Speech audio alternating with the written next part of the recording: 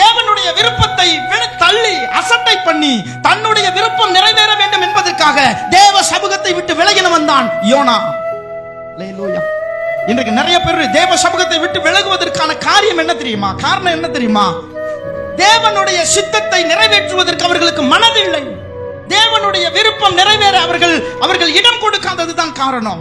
தன்னுடைய விருப்பம் நிறைவேற வேண்டும் என்பதற்காக, தன்னுடைய ஆசை நிறைவேற வேண்டும் என்பதற்காக தேவ சமூகத்தை விட்டு தள்ளி விடுகிறார்கள். அல்லேலூயா. இந்த காலை வேளையில நீங்கள் தேவ சமூகத்தில் காத்திருக்கிற அனுபவம் உள்ளவர்களா இருக்கிறீர்களா, அல்லது தேவ சமூகத்தை விட்டு நீங்கள் வெளியேறுகிற விதத்தில் இருக்கிறீர்களா?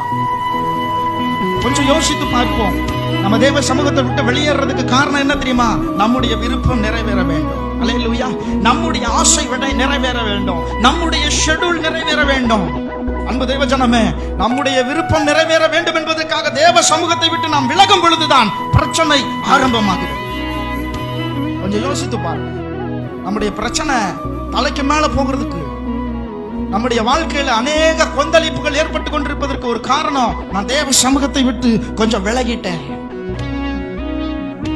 நான் தேவ சமூகத்தை விட்டு விலகினதுக்கு காரணம் என்னுடைய மன விருப்பத்திற்காக செயல்பட வேண்டும் என்கின்ற ஒரே காரணம் தான். அல்லேலூயா.